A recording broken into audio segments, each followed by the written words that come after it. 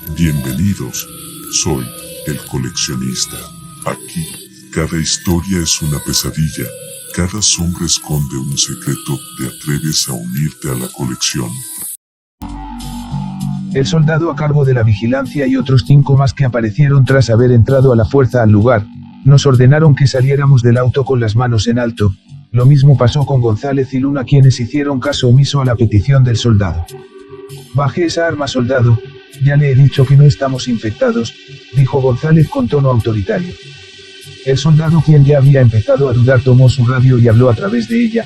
Luego, y con un semblante un poco más calmado, ordenó a los demás que bajaran sus armas. A pesar que la tensión se disipó un poco, aquel soldado nos miraba con disgusto. Estaba claro que para él nuestra presencia no era bienvenida en aquellas instalaciones, algo que a González no le gustó en lo más mínimo.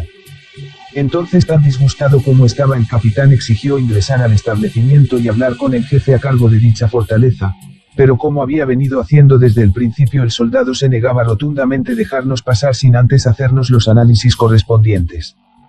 «Créame, capitán, en verdad lamento el inconveniente, pero nosotros solo seguimos órdenes y reglas del protocolo.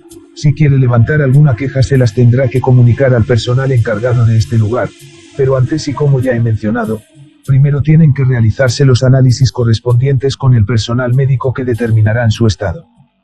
«Pues bueno, ¿a qué esperamos?», dijo González al tiempo que bajaba del auto una mochila. El soldado ordenó por la radio abrir las puertas de la instalación y nos llevó hasta una sala aislada del resto de sobrevivientes, donde nos realizarían los respectivos análisis para determinar nuestro estado. A Jesús se le retuvo la escopeta por las mismas reglas del protocolo, el cual no estaba permitido que los sobrevivientes portaran armas. Un rato después nos encontrábamos en un cuarto vacío a la espera del turno para nuestra revisión. Era una habitación sucia y descuidada, con apenas una rendija de ventilación averiada por donde entraba un aire húmedo. Traía el olor de una multitud de personas amontonadas en un solo lugar. González junto con Luna fueron llevados a otro lugar que hasta ese momento desconocíamos. Ada, sentada a mi costado, apoyó la cabeza en mi hombro y suspiró. «¿Crees que aquí estaremos a salvo?», me preguntó, dejando caer toda su pena en lo profundo de mi ser. «No lo sé», respondí. Fui sincero con ella, no tenía sentido engañarla después de todo lo que habíamos pasado. «Extraño mucho a mi familia», continuó Ada. «Extraño los días tranquilos que solía pasar con ellos, los días feriados cuando íbamos a acampar, lo extraño todo». «Yo también extraño a mi familia», admití. «También siento esa tristeza que consume mi corazón, pero trato de ser fuerte». Ada, aún apoyada en mi hombro, lloró en silencio. Sus lágrimas resbalaron por sus mejillas.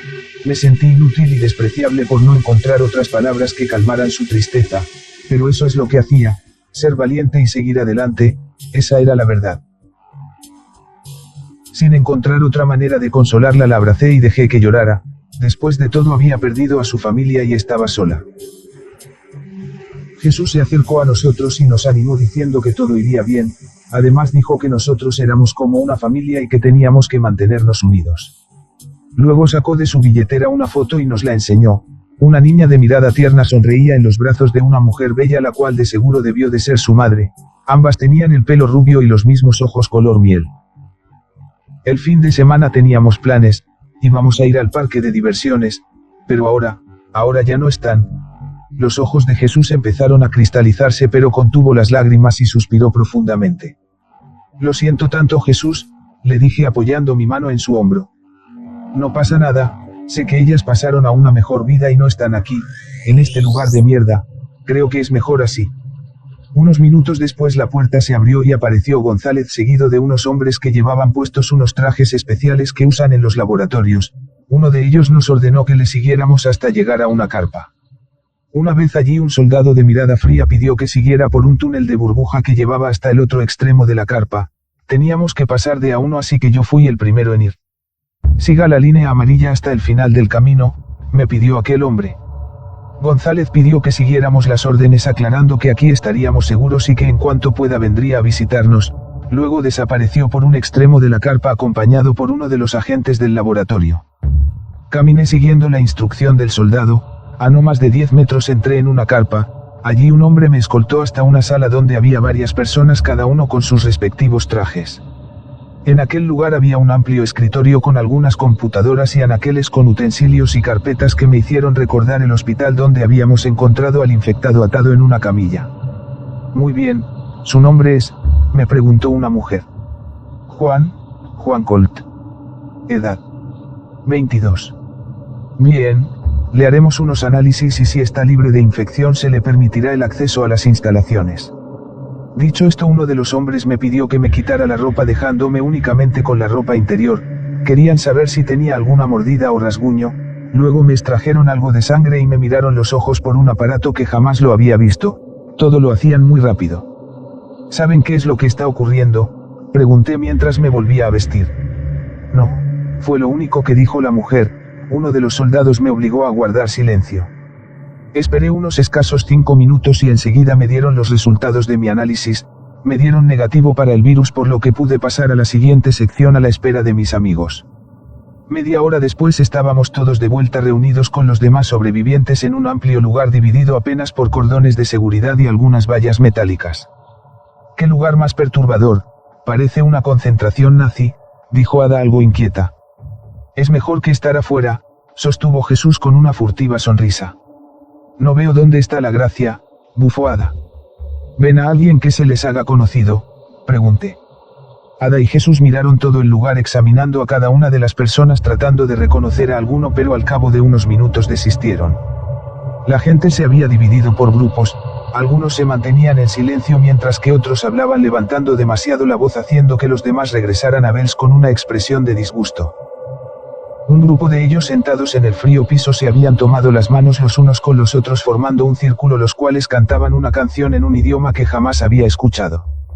De pronto un señor viejo de larga barba que debía de superar los 60 años se nos acercó y nos ofreció unas galletas que al parecer había caducado hacía meses.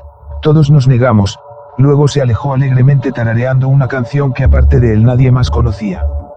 Unos segundos después un grupo de soldados apareció por la entrada principal y pasó al trote hasta desaparecer por la puerta trasera que daba al exterior. No me gusta para nada este lugar, dije al tiempo que el grupo de soldados desaparecieron tras la puerta. Notaba un cierto tono de nerviosismo y miedo en las personas. Aquello era malo, muy malo.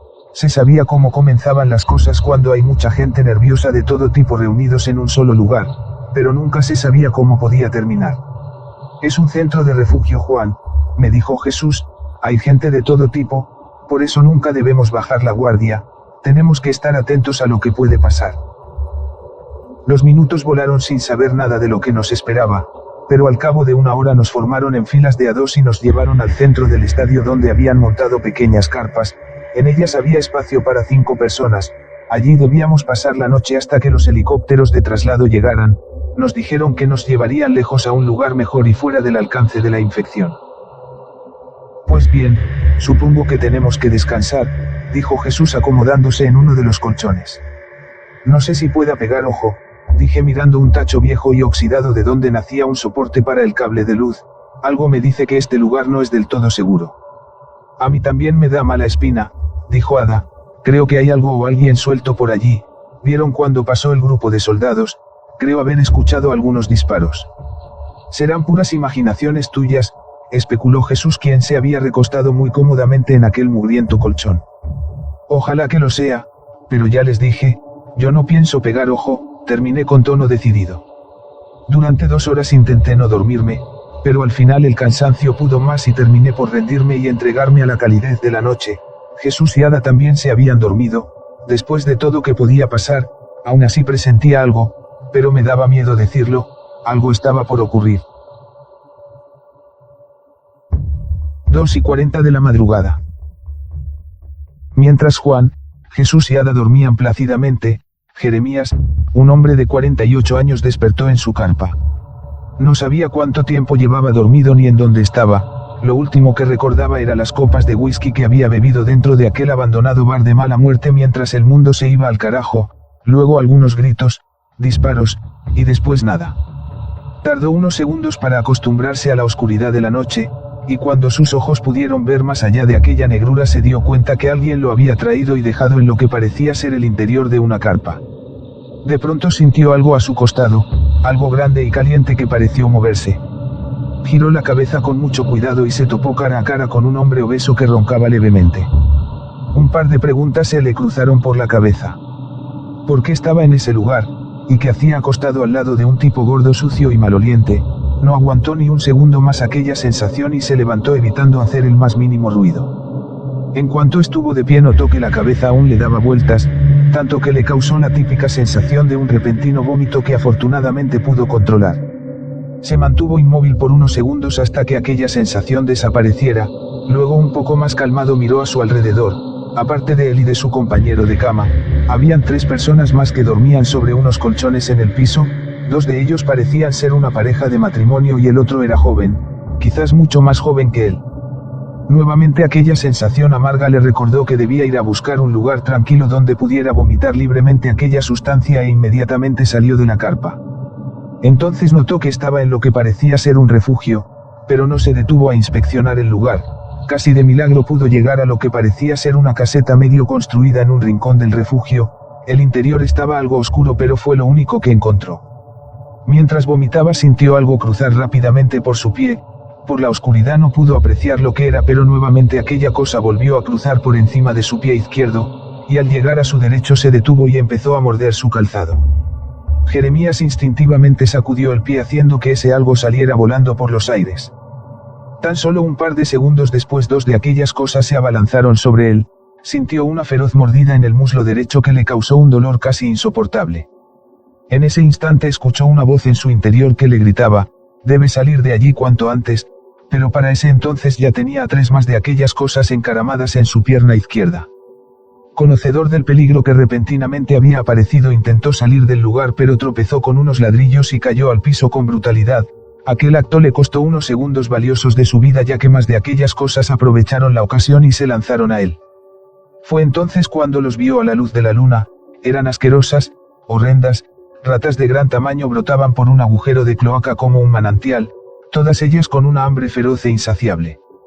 Para cuando Jeremías intentó levantarse ya tenía un buen número de ellas sobre él devorándole con gran rapidez, arrebatándole la vida en segundos y de una manera horrible. Cuando Jeremías volvió de la muerte convertido en un zombi, ya solo era un montón de huesos y carne apenas sostenidos por tendones que las ratas le habían dejado en pos de agradecimiento. Miró al cielo con su único ojo y se mantuvo así por unos largos minutos hasta que escuchó un ruido en el interior de la carpa más cercana, luego caminó dando pasos torpes hasta ella y entró. Amelia, quien dormía plácidamente, abrió los ojos cuando sintió un fuerte mordisco en su cuello. Alguien le había sorprendido con un mordisco directo en la yugular. No tuvo tiempo de ni siquiera a gritar. Aquella mordida le había sellado la vida y ninguno de sus compañeros de carpa se habían dado cuenta. Mientras sentía cómo el alma se le escapaba de su cuerpo, divisó en la oscuridad una silueta espectral de lo que parecía ser una figura humana que masticaba lo que hace unos segundos formaba parte de su cuello, y mientras moría, pudo ver a una rata con los ojos rojos que emergió del vientre de aquella figura. Minutos después de haber muerto, Amelia abrió los ojos. En su interior sintió unas ansias incontrolables de matar y comer, obligándola a arrebatarle la vida a una mujer de la misma manera que a ella. Luego salió de la carpa buscando más víctimas que asesinar y a lo lejos, por entre las cloacas, un enjambre de ratas se aproximaba ansiosas en busca de más carne. 5 minutos después. Jesús me despertó dándome golpes en los pies. «¿Qué pasa?», pregunté. «He escuchado unos gritos», respondió al mismo tiempo que se ponía los zapatos. En ese instante alguien pasó corriendo cerca de la carpa. Jesús, medio dudando, asomó la cabeza por la entrada y miró en todas las direcciones. «¿Ves algo?», susurré. «Nada, pero juraría que escuché gritos». Acto seguido me apresuré en despertar a Ada, quien aún no se había percatado de la situación. «¿Qué pasa?», dijo Ada sobresaltada, retirándose los mechones de pelos que se le habían pegado al rostro. «Algo está pasando». En ese instante escuchamos un lamento, un gemido. Jesús me miró interrogativo como si esperara una respuesta, pero luego solo quedó el silencio. No escuchamos nada más. Quizás solo fue alguien que salió a caminar, trató de calmar a Ada, o quizás solo fue. Un grito desgarrador impidió que Ada terminara de hablar. En ese instante lo único que hicimos fue mantenernos en silencio, rogando porque solo fuese alguien sufriendo de histeria. Pero de pronto los gritos de ayuda empezaron a escucharse por todos lados. «¿Qué está pasando?», preguntó Ada nerviosa. Voy a averiguar, dijo Jesús, no salgan hasta que yo regrese. Dicho esto, Jesús caminó y salió de la carpa, pero antes de que pudiera dar algunos pasos más, un infectado se le tiró encima. Jesús cayó al suelo y empezó a luchar tratando de que el infectado no le mordiera. Enseguida acudí en su ayuda y tomando al infectado por los hombros lo aparté de él tirándolo a un costado. Aquel ser se levantó como pudo gimiendo y tensando sus manos fuertemente. Ahora incapaces de utilizar alguna arma nos sentíamos vulnerables e incapaces de hacer algo para defendernos. Combatirlos con armas era más efectivo que enfrentarlos cuerpo a cuerpo, así que dimos media vuelta y emprendimos la marcha buscando un lugar donde refugiarnos. No sé cómo había empezado todo esto, se suponía que era un refugio muy bien fortificado y libre de infección, pero por alguna razón había zombies e infectados por todos lados, pero además, vimos algo nuevo que nos erizó la piel. Allí, corriendo de un lado al otro como hormigas, habían cientos de ratas. Sin perder más tiempo corrimos hasta la entrada por donde habíamos ingresado, pero estaba cerrada. De pronto se encendieron las luces de emergencia y una voz robótica repetía una y otra vez: alerta roja, alerta roja. Las carpas se venían abajo por los enfrentamientos, los zombies crecían en número, ya casi no quedaban sobrevivientes. Una mujer con una enorme herida en el cuello corría hacia nosotros estirando las manos intentando alcanzarnos, pero fue derribada con un disparo en la cabeza. Vayan del otro lado, gritó González mientras disparaba a los infectados que se iban acercando hacia nosotros. Los infectados crecían en número con una rapidez que hasta el momento no era posible, puesto que se decía que el tiempo de reanimación después de la muerte era de unos 10 minutos, sin embargo esta vez era diferente. Las personas que eran mordidas e infectadas volvían a los pocos segundos, haciendo más difícil distinguirlos de los vivos. Jesús cogió un palo que se había desprendido de una carpa con la que golpeaba a los zombies que intentaban atacarlos. A mi lado Ada soltó un grito.